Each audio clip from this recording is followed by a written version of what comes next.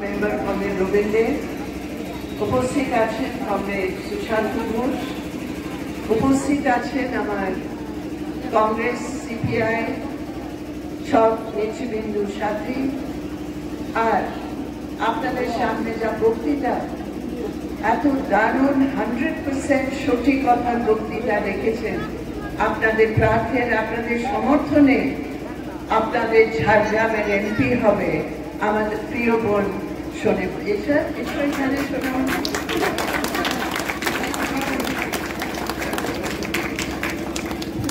সোনামণি টুডু।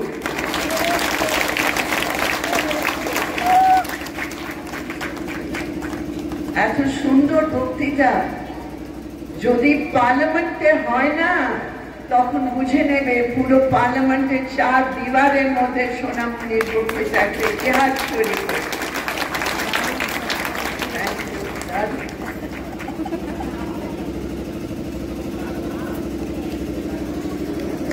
এবার আমাদের এই নির্বাচনে 4টে দফা হয়ে গেছে, মানে 542 সিটের মধ্যে অর্ধেকের বেশি সিটে নির্বাচন হয়ে গেছে। আজকে এখন এখানে ছিলাম বলে আমি পুরো খবরটা পাইনি, কিন্তু এটা আমরা বলতে পরিষ্কার ভাবে আমরা বলতে পারি যে 3 दफा निर्वाचन में मोदी जी की सरकार का चक्का पंक्चर हो गया। मतलब पूरे देश में मोदी पार्टी, बीजेपी और आरएसएस এই 3 দফা নির্বাচনে ওরা যা ভেবেছিল সেটা হয়নি, পিছিয়ে গেছে। আর পিছিয়ে যাওয়ার সাথে সাথে মোদির ভাষাও পাল্টে গেছে। আপনারা জানেন মোদি গ্যারান্টির কথা বলেছে, 1000 কোটি টাকা নিয়ে মোদি গ্যারান্টি খবরের কাগজে সব জায়গায় আপনারা পড়েছিলেন। কিন্তু এখন মোদির বক্তৃতার মধ্যে মোদির গ্যারান্টির কথা শোনা যাবে না। কেন? মোदी বুঝে গেছে कि गारंटी का काम तो 3 बार तो काम किया नहीं। मोदी खुद ही अपनी गारंटी की बात भूल गया भैया, और मोदी अभी केवल अपना डिफॉल्ट बटन, कंप्यूटर का डिफॉल्ट होता है ना, এখন ডিফল্ট বাটন, আর সেই ডিফল্ট বাটন হচ্ছে নফরত কি পলিটিক্স, হেট স্পিচ, বিভাজন করার নীতি। গত 10 বছর তার অভিজ্ঞতাতে আজকে আমরা পরিষ্কার ভাবে বলতে পারি আর বলতে চাই যে এবার নির্বাচন সাধারণ ভাবে নির্বাচন নয়। এবার নির্বাচন একটা এমপির জন্য তো আছেই, কিন্তু শুধু এমপির জন্য নয়। এবারের নির্বাচন আমাদের দেশ বাঁচার লড়াইয়ের নির্বাচন আছে। এবারে নির্বাচন আমাদের দেশের সংবিধান রক্ষা করার নির্বাচন আছে। এবার আপনাদের ভোট ঠিক করবে कि আমাদের দেশে ডেমোক্রেসি থাকবে কিনা, আমাদের দেশে নির্বাচন আবার হবে কিনা, আমাদের দেশে ধর্মনিরপেক্ষতা হবে কিনা, এটা আপনাদের ভোট ঠিক করবে। সেজন্য আমি বলি, আমাদের ম্যানিফেস্টোতে এটা লেখা আছে, আমাদের সিপিআইএম এর ম্যানিফেস্টোতে লেখা আছে যে আজকে আমাদের ভারত দেশের এক্সিস্টেন্স, ভারতের চরিত্র, তার জন্য এত বড় চ্যালেঞ্জ হয়েছে গত 10 বছরের মোদী সরকারের অভিজ্ঞতা গত 10 আমরা সালকু সরেনকে আজকে আমরা মনে করি, ইয়াদ করি। ওই সালকু সরেন একটা ছেলে আদিবাসীর জন্য লড়েছে, তাকে মেরে তার ডেড বডি কি 4 পায়ে বেঁধে দিয়ে বলেছে, খবরদার লাল ঝান্ডার লোক, খবরদার তোমরা আদিবাসীর জন্য লড়াই করবে না, আমরা আছি, আমাদের রাজ আছে। আজকে সালকু সরেনের মা, বুড়ো মা ওই লাল ঝান্ডা নিয়ে এখনো দাঁড়িয়ে আছে, বলেছে আমি যাব না। এটা আদিবাসীদের ভবিষ্যতের কথা। আমি জানি প্রত্যেক সিটে শুধু আদিবাসী নয়, আমরা জানি এখানে যারা আদিবাসী নয় প্রত্যেকে জানে কিন্তু কি আদিবাসীদের ভবিষ্যতের সাথে কি খেলা হচ্ছে। সেই জন্য এই যা যুদ্ধ হচ্ছে আদিবাসীদের বিরুদ্ধে, ঝাড়গ্রামের ভোটারদের সামনে আর কোনো চয়েস নেই। যদি ঝাড়গ্রামকে বাঁচাতে হবে, যদি ঝাড়গ্রামের ভবিষ্যৎকে বাঁচাতে হবে, তখন লাল ঝান্ডা ছাড়া কোনো অপশন নেই। আর লাল ঝান্ডা মজবুতির সাথে আজকে দাঁড়িয়ে আছে, দাঁড়িয়ে থেকেছে, দাঁড়িয়ে থাকবে, দাঁড়িয়ে আছে। ভোটের লুট নয়, মানুষ নিজের চয়েসে ভোট দেবে। এইটা ঝাড়গ্রামে এবার হবে।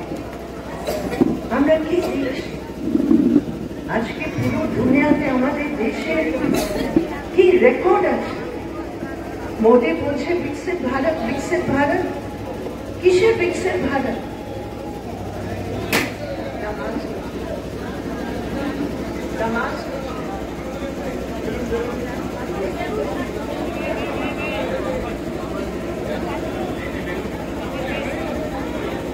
আমাদের দেশে যেভাবে ইনইকুয়ালিটি বেড়েছে, 1% সবচেয়ে যারা ধনী লোক, সেই 1% এর কাছে 40% আমাদের দেশের সাধন সংসাধন আর ওয়েলথ আছে। 1% আমাদের দেশে রেকর্ড আছে कि मोदी जी की माँ और मोदी जी की दया से एक हमारा अडानी यहाँ देश का 10 साल में दुनिया का 3रा नंबर का सबसे अमीर पूंजीपति बन गया है। वाले वाह Modi ji. Sector, government department सब किछु प्राइवेटाइज हो जाচ্ছে, তাহলে রিজার্ভেশন কোথায় হবে? এসসি এসসি রিজার্ভেশন কি হবে? আর শুধু রিজার্ভেশন নয়, যদি সরকারে সবকিছু নিচীকরণ হয়ে যাবে, তখন আমাদের ছেলে মেয়েদের চাকরি কোথায় যাবে? তো চাকরি নেই, রোজগার নেই। আমাদের দেশের রেকর্ড আছে কি 10 বছরের সবচেয়ে হাইয়েস্ট আনএমপ্লয়মেন্ট রেট আছে। তার ব্যাপারে মোদী কিছু কথা বলবে? আমাদের একটা বিকল্প আছে, আমরা বারবার বলেছি। বিকল্পটা কি? সরকারকে খরচ করতে হবে, সরকারকে নিজে পুঁজি লাগাতে হবে। সরকার যখন ইকোনমিকে পাম্প দেবে, চাকরি দেবে, মার্কেটকে পুশ করবে, তখন মার্কেট জিন্দা হবে, তখন ম্যানুফ্যাকচারিং বাড়বে, তখন আমাদের ছেলে মেয়েদের রোজগার হবে। কিন্তু না, মোদীর রাস্তা হচ্ছে বড় পুঁজিপতিদের কনসেশন পর কনসেশন পর কনসেশন। 16 লক্ষ কোটি টাকা ট্যাক্স কনসেশনে দিয়েছে, কিন্তু আমাদের জন্য কোনো ইনভেস্টমেন্ট নেই। এটা হচ্ছে অর্থনৈতিক দিকে। আজকে এসসিদের কি অবস্থা হয় জানি। বিচারধারা একদিকে ধর্মকে একটা হাতিয়ার হিসাবে, একটা রাজনৈতিক হাতিয়ার হিসাবে ব্যবহার করছে, আর অন্যদিকে মনোবাদী বিচারধারা। আমরা দেখেছি যেখানে যেখানে মোদী সরকারের ডাবল ইঞ্জিন সরকার আছে, সেই ডাবল ইঞ্জিন সরকারে আপনারা দেখুন দলিতের উপর কাস্ট অ্যাট্রসিটি সবচেয়ে বেশি হচ্ছে উত্তরপ্রদেশে, যখন ডাবল ইঞ্জিন সরকার আছে, গুজরাটে যেখানে ডাবল ইঞ্জিন সরকার আছে। ওয়েস্ট বেঙ্গলের মানুষ ওরা টিএমসি দুর্নীতি, টিএমসি দমননীতির মোকাবিলা করতে গিয়ে যদি কেউ ভাবে কি বিজেপি বিকল্প হতে পারে, তাহলে আমি শুধু এটা কথা বলতে চাই কি পুরো দেশের মধ্যে একটা পরিষ্কার ভাবে একটা অভিজ্ঞতা বেরিয়ে আসছে, আর সে অভিজ্ঞতা যা বেরিয়ে আসছে সেটা এক কি বিজেপির মানেটা হচ্ছে মৌলবাदी विचारधारा। बात का मेहरबानी का अधिकार नहीं है। हमारे देश की संविधान ने आदिवासियों को, दलितों को, गरीबों को एक अधिकार दिया है। এই সিট, যা সিটের কথা আমরা বলছি ঝাড়গ্রাম সিট, আমি জানি এখানে সমাজের প্রত্যেক অংশের মানুষ এখানে আছে, কিন্তু সিটটা হচ্ছে এসটি সিট, সিটটা হচ্ছে ট্রাইবাল রিজার্ভ সিট। এই ট্রাইবাল রিজার্ভ সিটের মানেটা কি? আমাদের পুরো দেশের মধ্যে এইরকম 47 লোকসভার মধ্যে এসটি সিট আছে, ট্রাইবালের জন্য রিজার্ভ সিট, আদিবাসীদের জন্য রিজার্ভ সিট আছে। যেরকম এসসি রিজার্ভ সিট আছে ঠিক সেই রকম এসটি রিজার্ভ সিট আছে। গত 10 বছর আমরা দেখেছি আদিবাসীদের অধিকারের উপর, আদিবাসীদের সংবিধান কানুনি অধিকারের উপর যা বিরাট হামলা হয়েছে, একটা অঘোষিত যুদ্ধ হয়েছে আদিবাসীদের বিরুদ্ধে। 47 এসটি এমপিস আছে আপনাদের ওয়েস্ট বেঙ্গল থেকে, এই ঝাড়গ্রাম থেকে, এই এলাকার মানুষ একটা বিজেপি এমপি কে পাঠালো। বিজেপি সরকার, মোদী সরকার, আরএসএস এর সরকার, ওরা গত 5 বছর যত আদিবাসী লড়াইয়ের আধারে সংগ্রামের ভিত্তিতে আমরা যা অধিকার পেয়েছি, লড়াই করে পুলিন দাসকে এখানে বসে আছে আমাদের অধিকার মঞ্চে, উনি আমার ন্যাশনাল কনভিনার, উনি ছিলেন তখন পার্লামেন্টে। আমরা সেই পার্লামেন্টে লড়াই করেছিলাম, ইউপিএ সরকার ছিল, তাদের সাথে লড়াই করে সাথে হাত মিলিয়ে একটা ফরেস্ট রাইটস অ্যাক্ট পাস হয়েছে।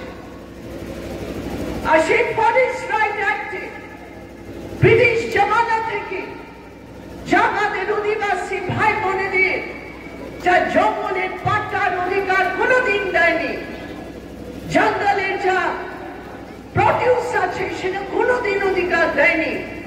ফরেস্ট গার্ডের রাজ ছিল, এখানে গুন্ডা রাজ ছিল, সেই কারণ সেটা শেষ করে।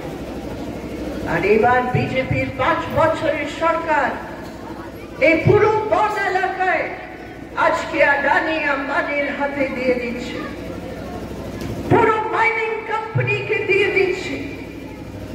মাইনিং কোম্পানি যদি আপনারা দেখবেন সেই ইলেকট্রাল বন্ডের কথাটা, আপনারা জানেন ইলেকট্রাল বন্ড শুধু একমাত্র পার্টি ছিল এই সিপিআইএম, এই লালঝন্ডা পার্টি।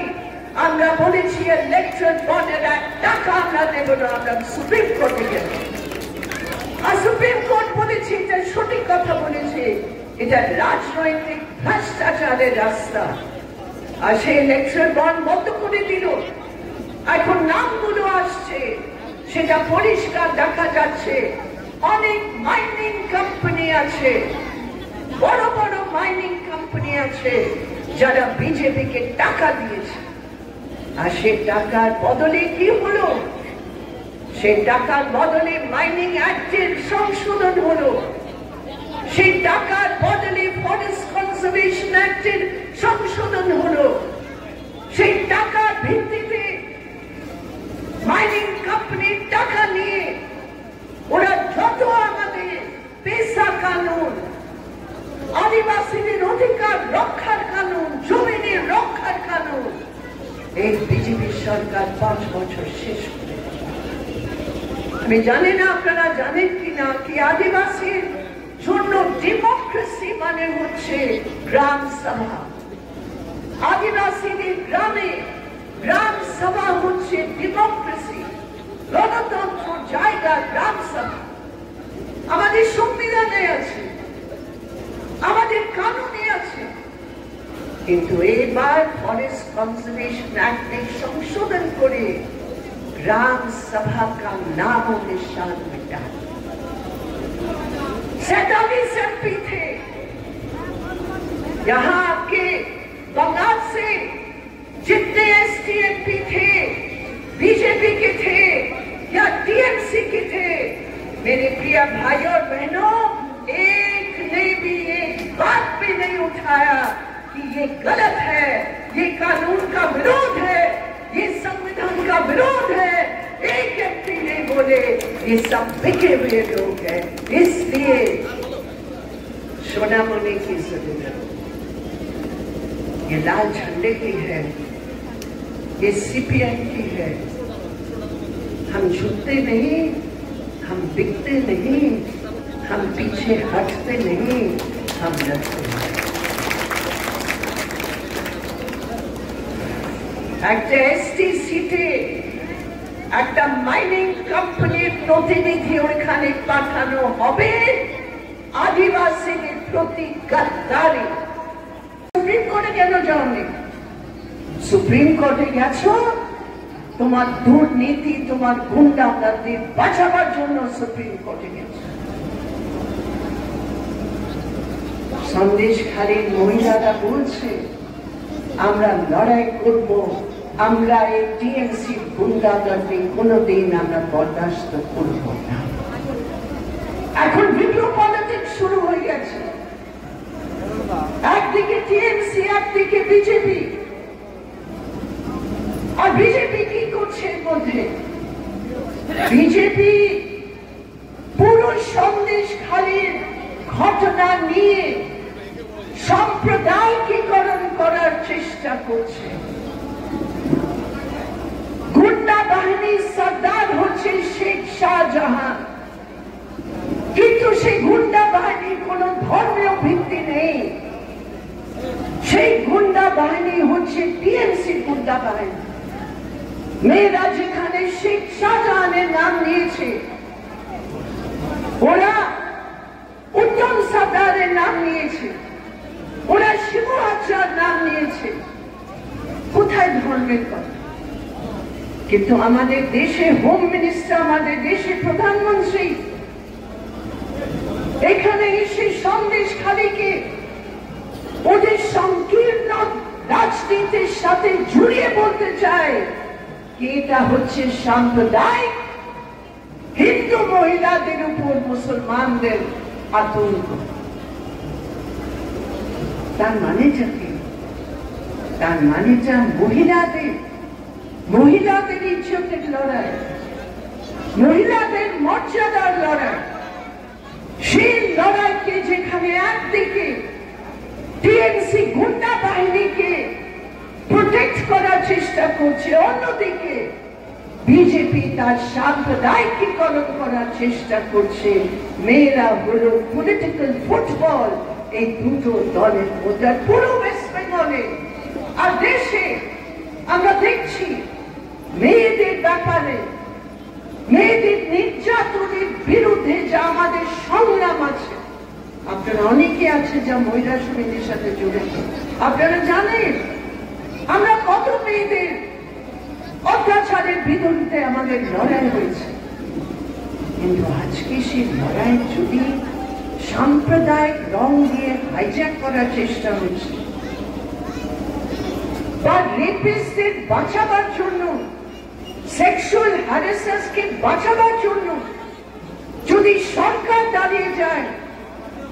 এটা কিসের পলিটিক্স? ওয়েস্ট বেঙ্গলে সেই বারবার এক্সাম্পলস আসছে টিএমসি সরকারের দিকে। এই ব্যাপারে बीजेपी और टीएमसी মধ্যে रत्ती भर का भी फर्क नहीं है।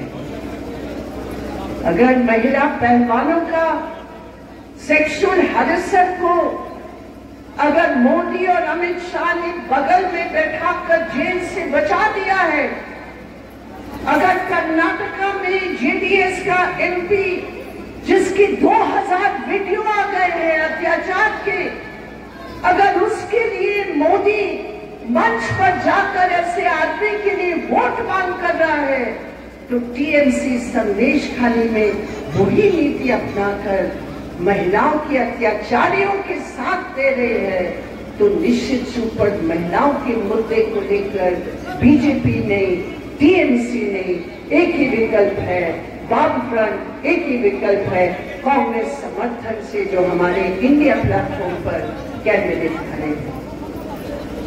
और मैं ये भी कहना चाहती हूँ कि ये इंडिया प्लेटफॉर्म का नाम आज ममता बनर्जी ले रही है।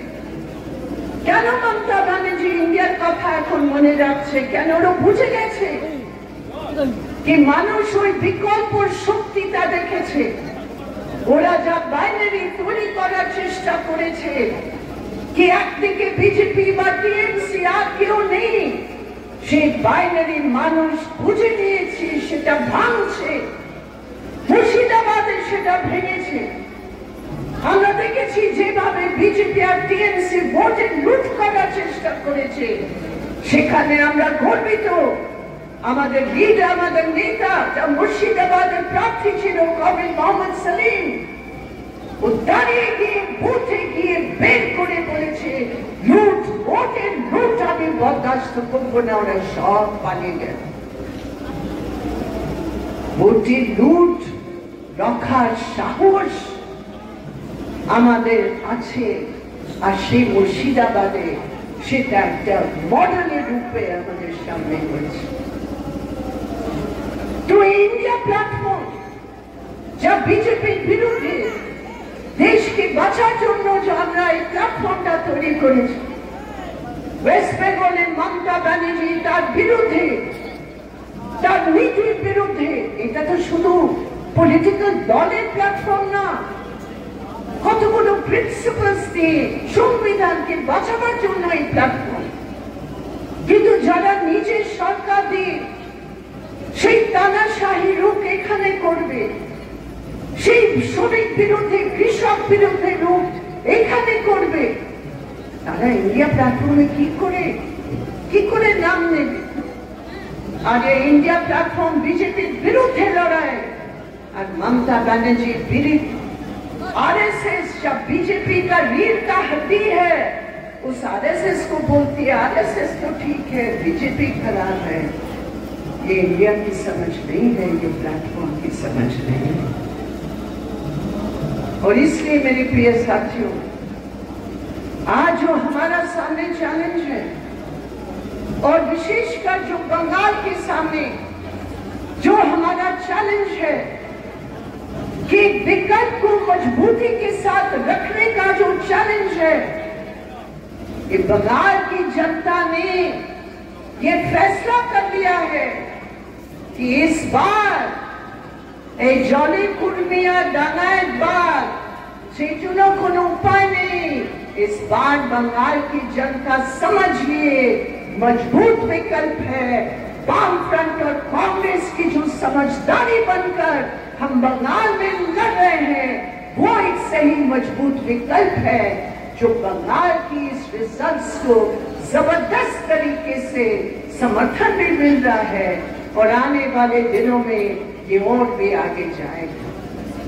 तो याद रखें, इंडिया का प्लेटफॉर्म की प्रतिनिधित्व करने वाले बंगाल में ये वामफ्रंट और कांग्रेस की जो समझ है, वही असली इंडिया का प्लेटफॉर्म है। जो बीजेपी के खिलाफ लड़ना चाहते हैं, टीएमसी कभी भी उसका विकल्प नहीं हो सकता है, जो बार बार समझौता करके झुक रही है। और जो टीएमसी के खिलाफ लड़ना चाहते हैं, समझने की जरूरत है ये बीजेपी खतरनाक शक्ति है जो बंगाल का नुकसान सबसे जबरदस्त करेगी अगर उनको यहाँ किसी तरह का मौका मिला। तो दोनों के खिलाफ हमारा मंच है, दोनों के खिलाफ हमारी पॉलिटिक्स है, दोनों के खिलाफ हमारा शपथ है, हमारी कुर्बानी है, हमारा संघर्ष है। और इस झारग्राम में जहां गरीबों का ग्राम है, इस झारग्राम में जहां संघर्षों के ग्राम है, इस झारग्राम में जहां आदिवासी दलित गरीबों की एक आवाज है, उस झारग्राम में न बीजेपी न टीएमसी उस झारग्राम में इस बार लाल लाल लहराएगा। आपकी समर्थन से, आपकी मदद से हमारी प्रिय बहन सोनामणि को आप लोग जिताकर दिल्ली भेजेंगे, सिद्धांत के आधार पर, संघर्ष के आधार पर और आपकी यूनिटी के आधार पर। और आखिर में मैं ये कहना चाहती हूँ, इस सभा में बहुत महिलाएं आई हैं, मैं अपनी महिलाओं को विशेष धन्यवाद देना चाहती हूँ। আমি দেখেছি ওয়েস্ট বেঙ্গলে শুধু নয়, যেখানে যেখানে আমাদের সভা হয়েছে, লাল ঝান্ডা সভা হয়েছে, আমরা দেখেছি কি কত বড় সংখ্যায় আমাদের মেয়েরা এসছে। মেয়েদের যা স্যাক্রিফাইস আছে যখন এই সংগ্রামের পলিটিক্সে ওরা আসে, ওইটা হচ্ছে আমাদের ওয়েস্ট বেঙ্গলের মেয়েদের একটা গ্লোরিয়াস এক্সাম্পল।